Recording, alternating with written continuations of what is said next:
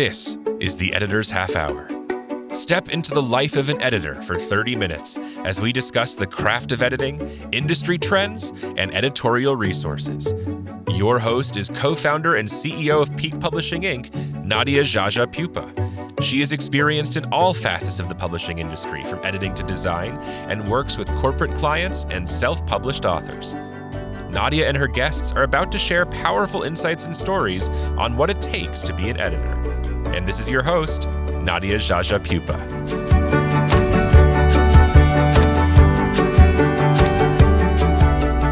Welcome, everyone, to the Editor's Half Hour. Today, we're going to talk about a really awesome topic, which is editing a series. This is a highly relevant topic to me specifically because I'm actually working on a series right now with an author. So today we have Erin Willard. She is, in my eyes, a true expert in this world, especially in fiction.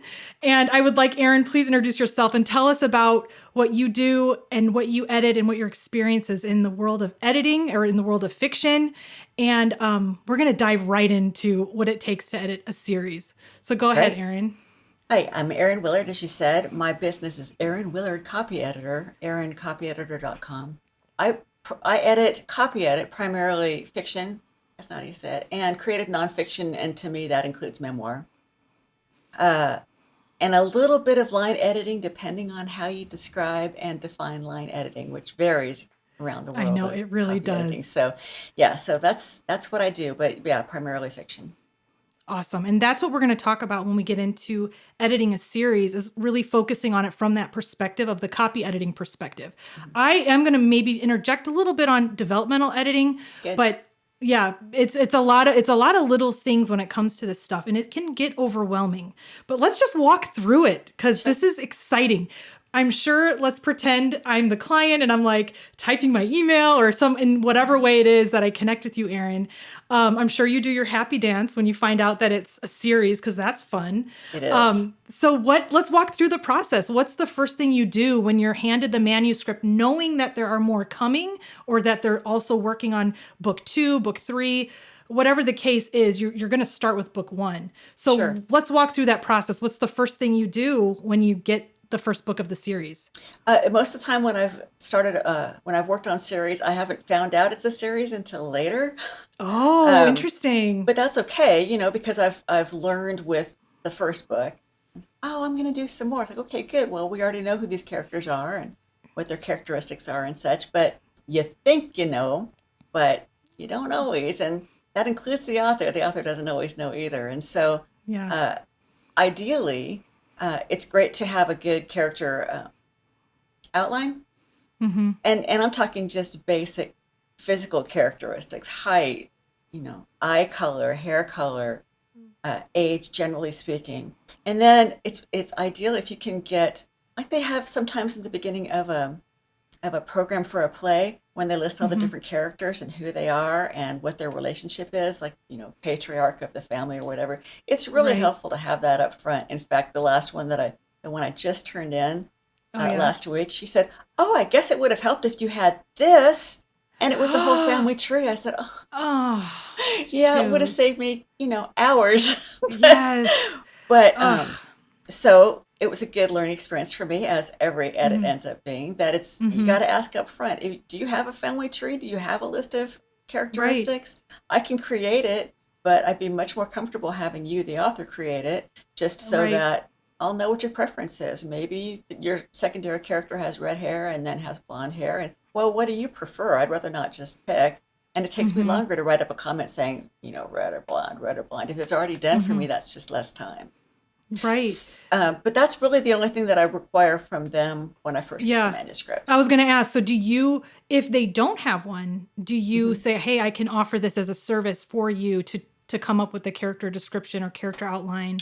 Are we calling it a character outline or character descriptions? Because the business is always evolving. I mean, what I have been doing in the past is that'll be included in the style sheet. And my style sheet will list, first I've got my list of alphabetical names, places, words that I looked at, treatments that I looked at. And then there's a section I have on my style sheet, a section for punctuation treatments and other, number treatments and that type of thing.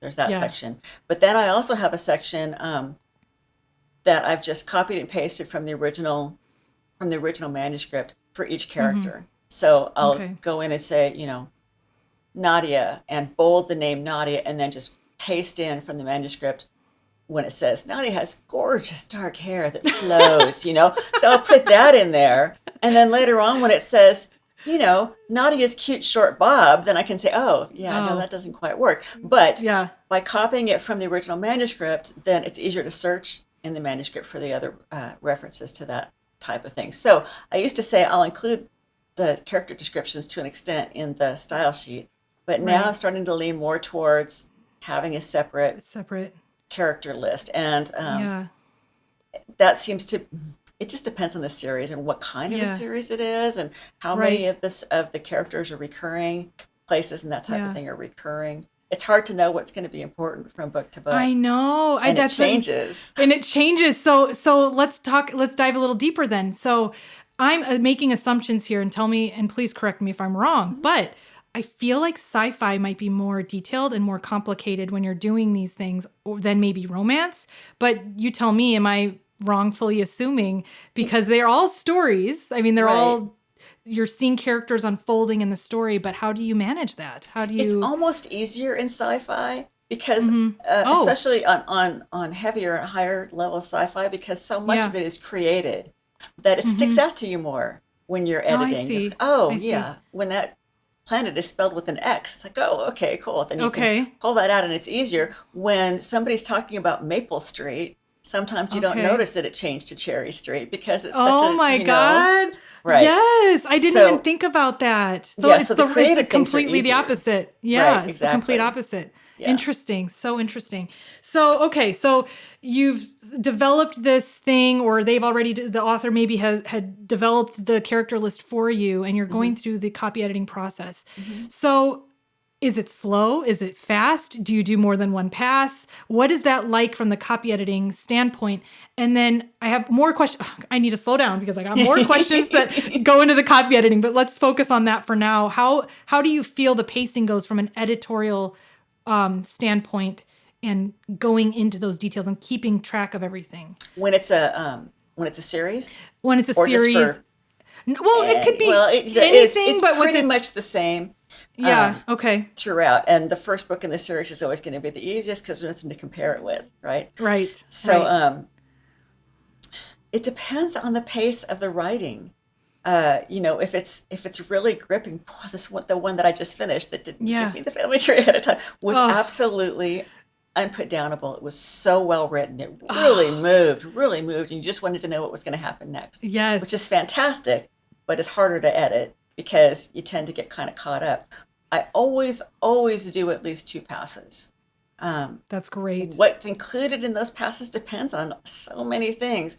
If it's somebody who writes a lot of very intricate and involved sentences, even at the sentence level, sometimes I'll just be going for readability of sentences the first time through and not worry so much about some of the characters and some of the places and all that type of thing, because I want to get it readable for me as well as for anybody else. Then I can concentrate more on the smaller things. But if it's written well, or it's written in an easy style, that's a lot of dialogue, for instance, or it's a lot of shorter sentences that just kind of move along, then sometimes I'll still get kind of caught up in the story. It's like, things will pop out at me like they do when I'm just free reading, like they do for almost every editor. And I'll mark those things. But then once I've learned the story and I've found out what happens, then I can go back and be a lot more careful about it. Sometimes that takes 3 passes, sometimes not. It just depends. I see. Depends on how complicated or, involved the characters are. Yeah. And this question isn't so much specific to, editing a series, but and this is one that, I always wonder when I meet other editors. It's one of the questions I always ask, especially editors who focus on fiction. How do you turn off the editor when you're reading something that's so engaging and you love the story and you're reading it, almost it becomes entertainment? How do you read as an editor and not read as a reader? So I know we can get back into the series aspect, but how do you do that? How is it? It's got to be tough. It is tough. And it's funny you say it's not necessarily a serious question. In my case, lots of times it is a serious question because the series that I work on the most, I've done looking on my shelf. I think if we just finished the 5th book. Oh, wow. I'm so invested in these characters. I love the main characters so much, and I want to see what's going to happen with them. Yeah. Sometimes I'll just let myself read it, but do Yeah. it fast.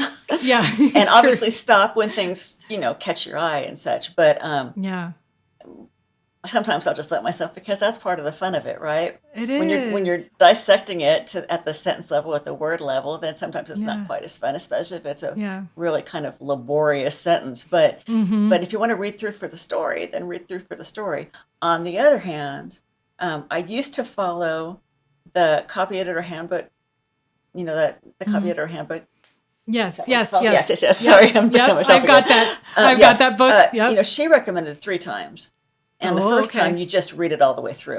And I used to do that. And I Oh. loved it. It's like, great, I'm getting paid to read this all the way through once, And right? Yeah. But, Yes. but I learned that I missed sometimes when there were story inconsistencies. Because When you're reading it all would the way really kind of through. slow me down in the rest of the editing, because I already knew what was going to happen. I And that's see. fine. But it's like, wait, didn't we already say this? Like, no, Erin, you just already read it, but she hasn't actually written it yet. If you've read it all the way through once and not done any editing at all, so you're doing it too fast, then sometimes you can't remember what you've already read because you've done a whole read through You've done a whole versus what you've just read. read in the last paragraph or the last chapter. So I don't That's do a that good point. anymore. I don't. I see. And that's true even when I'm doing the initial review of a manuscript to do a proposal. I'll just take some little bits from the front, from the middle, maybe from a longer middle if it's a very long book, and just see if I'm finding consistent inconsistencies, consistent Right. problems, issues that come up throughout the book, without spoiling myself too much, because how am I going to know Right. if something's not referenced correctly in the book? Because these poor authors usually have written these things a million times. They've edited so many times that they don't remember what they've taken out and what they've moved around and such. Like, oh, we don't know about that yet. Happens in a lot of the manuscripts I Yes. see. So Yes. so I try to not get spoiled in that way. Yeah. For that very reason, just for the storyline consistency's sake.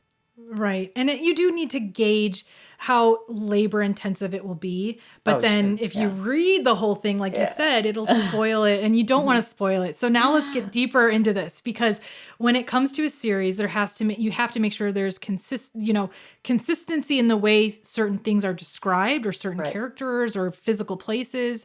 So in those situations, and you're developing your list, if the author has asked you to, now let's go to book 2. So book 2 then is, okay, you're familiar with the author's writing style, you're familiar with the characters, and then something happens and let's say it's a plot twist, and even you're surprised, and then something else happens, and then all of a sudden they're in one location, but they were in a different location before, and it's a full-on plot hole. But you're a copy editor. So in the copy editor's perspective, and you notice and you pinpoint a plot hole, like how did they get from here to here? It logically doesn't make sense. You're obviously going to flag that for the author, but here's the deeper question. When you do find those, even though copy editors focus on, it's more than just, it's not full-blown developmental editing, but Right. in those situations, do you offer suggestions? Oh, Or yeah. are you just like, here's a problem that you need to fix? I used to totally freak out about those things. Like, oh my gosh, it's Right. going to have to change so much. And then Yes. I've learned to take a step back. It's like, wait a second. Okay. If you add one sentence, will that take care of the whole thing? It's like, oh, you know what? Yes, it will. So That's I'll put that in the awesome. comment too. And I'll say, look, I'm noticing this. If you just add this somewhere, but maybe here, I think that'll take care of it. Again, as I always say in my comments, always your call. But I think this will deal with it appropriately, unless you want to go in a different direction. If I'm finding something that's really big and Right. wrong, I'll put that in the cover letter as well. I'll flag it in the manuscript, but I usually am writing my cover letter to the copy edits while I'm editing. So I'll take little bits that I come across and I'll paste them into the email that I'm developing, so that I'll remember, and I can give actual examples from the text about, oh, see, you did the sentence like this. Here's the kind of change that I made, and here's why. And this makes it more Right. readable, that type of thing. If it's Oh, a I plot love that. hole, Like, here she's 3 years older, here she's 5 years older. And in this case, it's a really important difference. Right. I'm presuming I'm going to edit it like it's 5 years older. As it turns out, no, it was supposed to be 3 years older. So, you know what? I All you see. can do is make a guess. But Right. I take the advice of people with a lot more experience in the field over decades. Mine's a decade. It's awesome. But Um, that say don't get too invested in making big changes or suggesting big changes, because then they'll Right. rely on you to do that for them, and that's not your place, which is true. Right. At this point, it's like way too late to be doing that for the most part, Right. and so I try not to. Right. And that would be asked of a developmental editor. So you have to It stay should be. almost in your lane. And Yeah. and you're staying in your lane. And I love that you said that you do provide, or sometimes even make those, if they're minor, you make those changes. It kind of speaks to what we do. We're editors. We're service-based. Right. We're service-based businesses where there's a lot of customer service. We want our clients. We don't call them customers. We call them clients, but we want them to be happy. And, I learned early on when you're working with a self-published author, it doesn't have to be self-published, any author, writers, when you're finding a flaw and you're showing that to them and you're saying, this is a major problem, we have to fix it. Do you feel like it's a we, or do you feel like it's a you have to fix it? And it sounds like you're more of the we have to fix it, and you're invested and you want to help, but to a certain degree, by offering minor suggestions, I think goes farther than just saying you have a problem in this, you need to fix it. Right. And plus, it's a fine line between saying, so you're going to need to come back to me for a second edit. I mean, I don't want to make them feel like I've somehow made a place for myself to get more work, and when that's not the case, and it's not necessary. But by the same token, I never say we. I say you. Okay, you say you. In the letter. Good. In the letter. Okay, in the letter. In the comments, I do all sorts of passive voice.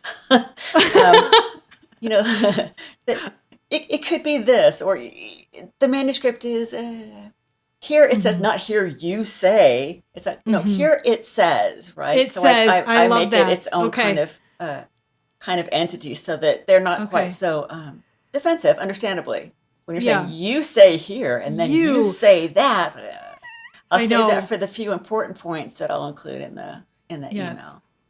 And I love, just speaking about you specifically, your website says that you describe yourself as a gentle copy editor. Do you still call yourself the gentle?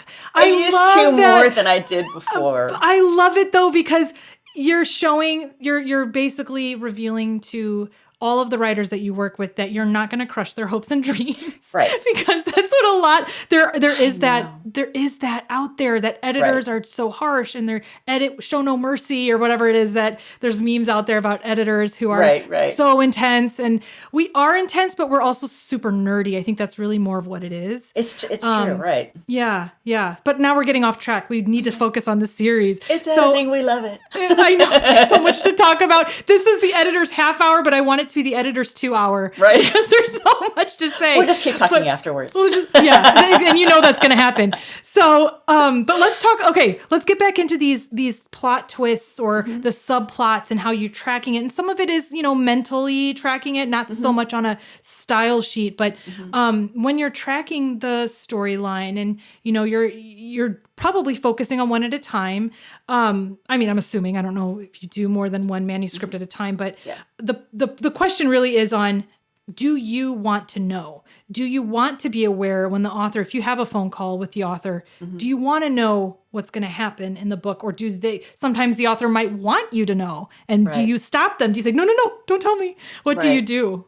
I try to tell them up front that I don't want to know. Okay. But that's cool. I'll again use this most recent one that I worked on. She has been in touch with some agents, and some of them wanted the first 50 pages. One of them wanted the first 100 pages. She said, can you send me those first? And I said, well, I can, with the caveat that they may change a lot, because I will get to the third section of your book and find out that, oh, wait, here she's only 2 years older. And all this beginning part, she was 4 years older. And that's kind of a big change. Yeah. For a lot of reasons. And so I'm going to go back and change those things. So it's kind of a little bit of both. I find out what's important and what's not by finishing the whole book. And that's why it's important to go through it at least twice. But whether I go chapter by chapter, which is what I usually do, I'll edit a chapter and then I'll go back and re-edit it right then, because sometimes it's easier for things to pop out at me that I didn't see the first time. Okay. But I won't always note plot differences, because it's still within one chapter. On the other hand, I've gotten to really know that chapter. And so going forward, I'll go, oh no, because we talked about this 3 chapters ago, and that is not what this is supposed to be doing right here. So yeah, that's it. Just, again, it's a case by case. So that's interesting, because it made me almost think, because you've been doing this for so long, it makes me wonder, do you, when you're approached by an author, let's say for the very first time, and I know we're jumping all over the place because I want to get into book 2 and book 3 and book 4, but from the get-go, and I should have asked this at the beginning, do you have a list or a handout or questions that you ask the author that is, hey, what are your concerns on the manuscript? Or do you just wait, you kind of let the author guide that way? I've had authors say to me, I want to know if my character's dialogue, is it believable for a teenager? Or is it believable for such and such person? And I want to know what the author's concerns are with their manuscript before I get started. Do you have like a database in your brain? I'm sure you do, but like a kind of a way to approach. Do you just let the author lead the way? And if you get a manuscript blind, hopefully you're not blindly getting it, you get some other outlines with it, but do you just take it and go with it? Or do you just ask, what are your concerns, if you have any? I usually don't ask. They almost always will offer, but not always. And I'll take it for what that's worth. Sometimes it makes an author uncomfortable to talk about it, or they want to have a fresh eyes, totally fresh, not prepared with, I'm concerned about this, I'm concerned about that. If they're concerned about certain plot lines, then I tell them they need a developmental editor before they need me. Oh, good for you. I'm happy to tell them that, this worked better or this worked worse, or there was a time when somebody wanted feedback about, do you even like this character? And I'll point out, you know what? I don't actually. Good, and you say she says these things and these places, but they told me that up front. And I said, there's some things she says that make her unlikable. Yeah. And that's not your intent for this main character. It's not that kind of a book. So yeah, I'll make those kinds of assessments if they ask for them. If they don't ask for them, but a character has been one way for a long time and all of a sudden is out of character, then I'll certainly note that as well. Sometimes I will find out why later on in the book, and then I'll just go back and change my note to, I see why this person did this here now that I've read the whole book. Be aware, some readers, and I use some readers a lot in my comments, some readers may not get any further than this because this will be so off-putting to them.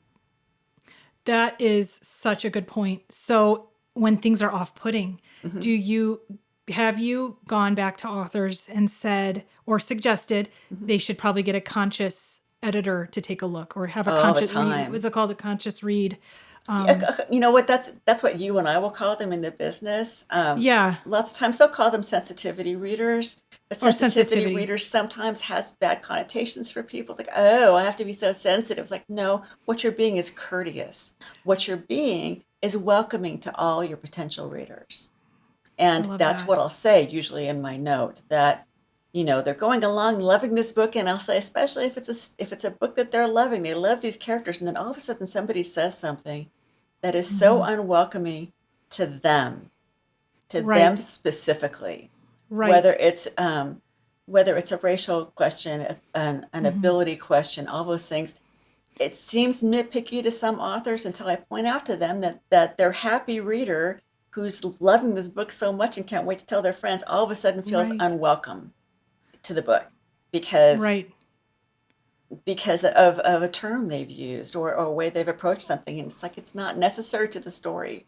And if it's not necessary to the story, it's pretty easy to fix. Here's what I suggest and why. That longer discussion like that, I put in the cover email. And then I'll go in and talk about that.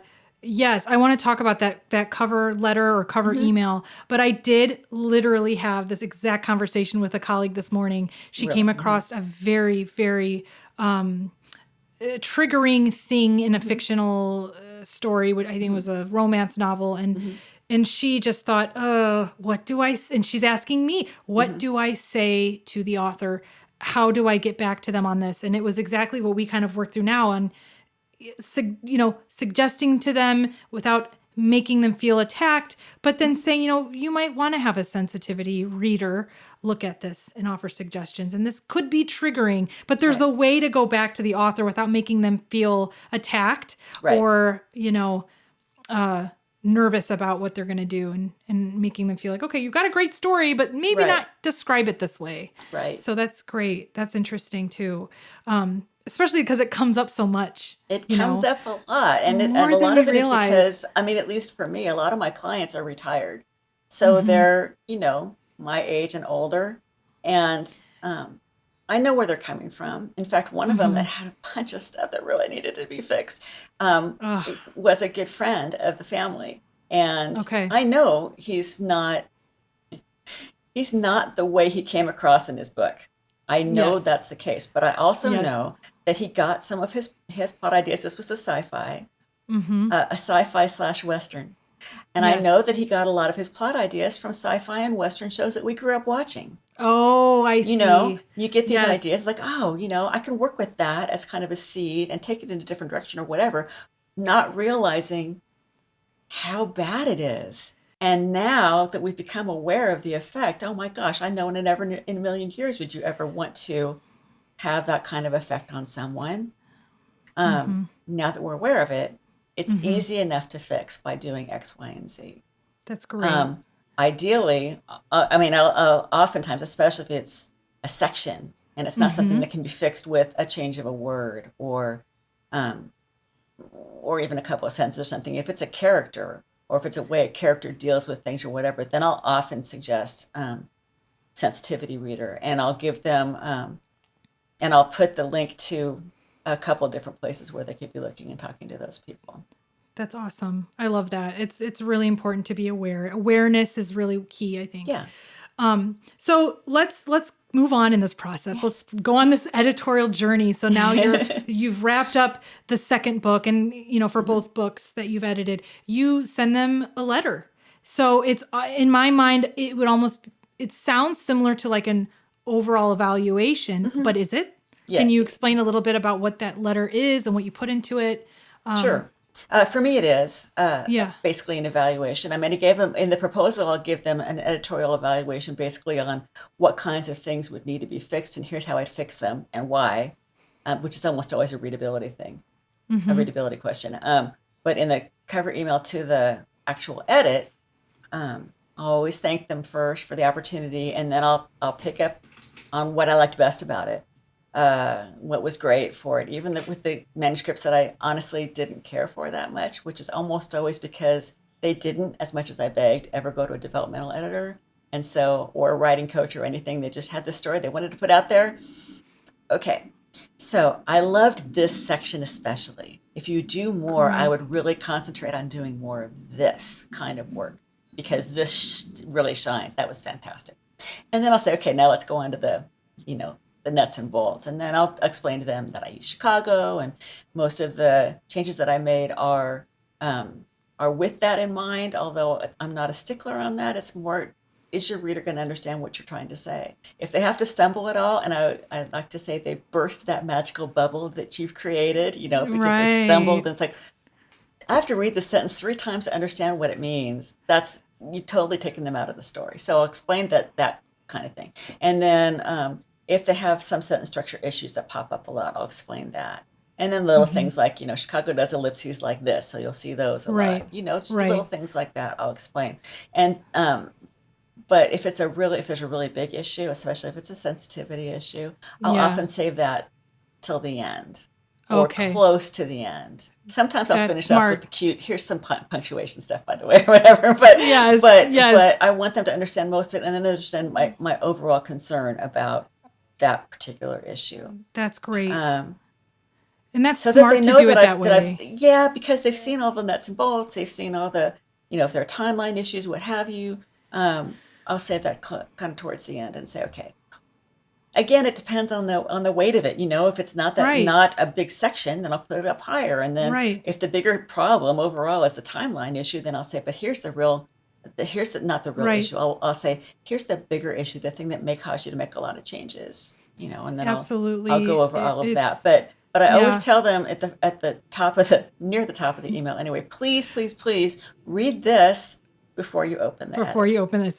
So It's that, so hard Erin, to get them to do. that is so genius. That is so genius to say that, because you can literally knock them off their like they will knock them off their socks, like, or knock their socks off with, in a bad way, I guess. What's the negative way? Knock them off their chair with all these track changes that are so Yes. overwhelming. Yes. And they feel bad and they think Right. I'm not a good writer, but that's not the case. So Right. genius. All the editors listening to this need to do this. If they're handing a manuscript back with a letter and really talking about the overall issues, things, and also you mentioned adding in the things that were so great about it. So I think giving that author that boost of confidence that they did do a good job, but there's some things, nothing's perfect, If it's a wonderful manuscript that I absolutely loved, I'll tell them that, and I'll also tell them I don't say this to everybody, because I love that. because That's nice. if it's really that special, then I want to make sure Right. that they understand that I'm not just blowing steam, but it's Right. actually the case that It's- I loved this book. I just loved That's- this book so much. That's your version of the handshake on Great British Bake Off. Right? Exactly. Hollywood handshake. The Hollywood Right. handshake is when you say that, that's a big deal. Yeah, exactly. So I'll try to make sure that's clear to them. And then the other thing whenever I'm talking to somebody about editing, I'll try to make sure that they understand, because it took me a long time to understand this myself as a professional editor, that I'm not going to catch everything. And that kills Right. me to say. It used to I be, I used to know. get so mad when I would see, misprints in books and such, but I didn't Yeah. understand how much the publishing world has changed since I was growing up and reading books that had been edited by, a team of 5, and, it doesn't happen Right. that way anymore. And so I tell them, I always include a paragraph. It's boilerplate for me, basically, but it says, I'm hoping that I caught everything, but understand that I made, and then I've learned to go into the manuscript, and in Word, you can find out how many changes you made. Oh, okay. Like the tracked changes, you can. There's what's the number. Yeah, I knew you were going to ask me this. It's Yeah. and I forgot to look it up, but when you're in it's a review panel. If you Oh, click, right. When you're on the track changes section and you click on review panel, and it'll come up as a vertical review panel. Usually it irritates me whenever Yes. it pops up on its own. Yes, But if you me look too. at the very top, it'll tell you how many revisions you've made. Okay. And that okay. can be really eye-opening. Eye-opening. And so I tell my clients, look, I made 5,000 revisions to your manuscript, and don't worry, that's not an unusual number, which is Yes. true. It's not. But if the industry standard is a 95% catch rate, 5% of this 5,000 is more than a couple of things that I might have missed. And so Right. you as the author have an obligation to go over this so very carefully before you send it off to be formatted. Once you format it, you really owe it to yourself, to your manuscript, to the team, to get a proofreader to come through, because it's going to lower the number of errors that are remaining, because there's always going to be a couple no matter what. No. But It's, and an they don't editor, understand that until you tell them. Right. Right. And we know this, right? So we know in our minds how many people need to read, how many editors and types of Right. editors that need to read it. But this is such a good reminder, if you're the copy editor, to make these statements to the author so they are aware. They're just not aware that it's going to need a proofreader, that it's going to need another, a once over by another editor. So this has been so insightful for editors out there who are maybe dealing with a series for the first time. I still have 1,000 questions to ask you. But again, like I said, this is a half hour is stepping into your life and what you deal with and how you manage editing a series. So to wrap it up, what is one thing that you learned that you are just like, I wish I had known this when I started editing this series, that you can share with someone like me? I'm doing it right now, but someone like me, somebody who is a seasoned professional, but is unfamiliar with a trilogy or a full-blown series. Let's say there's 5 books. What is the one thing? If there was one thing, I'm sure there's 5 things, but if there was one thing, one thing that you're just like, please do not forget to do this. What is that thing? That would be that when you are working on editing the subsequent manuscripts, that you have the other manuscripts open on your computer on a second sheet, second screen, what have you, so that you can do a quick search. Okay, and you use Perfectit, and even though you use Perfectit, you have more than one manuscript, so you'll have book 1 open while you're doing book 2. Okay, what about book 3? You have 1 and 2 open? On this last one, I had all 4 open. Oh my God! I had all 4 manuscripts open on my lower screen, so that when something was referenced about somebody's age, hair color, whatever, I could just do a quick search because the characteristics changed sometimes through the books. And so, wow, I know. That's fast. And do you have a dual monitor? Yeah. Do you have, oh, great. Well, I have a laptop and then I have a stand. So Same. And it helps. It helps to kind of move things around. Yes. Oh. Again, I have thousands of questions, and I feel like we did scratch the surface. We did go a little deeper, but I think you gave enough of that support for the editor who's then going to take on this amazing task of editing for series. And would you do it again? Would you take on more of these? Absolutely. So much fun. I knew the answer to that question. Of course. I would too. Spoiler, yeah. Thank you so much for your time, Erin. And I hope everybody got as much out of this as I did and are excited to take on editing for a series. Thanks so much, Nadia. Thank you. Thank you for listening to the Editor's Half Hour. This podcast is your go-to resource for editorial trends, opening the discussion for new ideas through the real-life stories of editors. For more information about Nadia Jaja Pupa and her business, visit peakpublishing.com. That's PIQUE publishing.com. Be sure to follow Peak Publishing on Facebook, Twitter, and LinkedIn. And remember to subscribe and follow the Editor's Half Hour wherever you get your podcasts.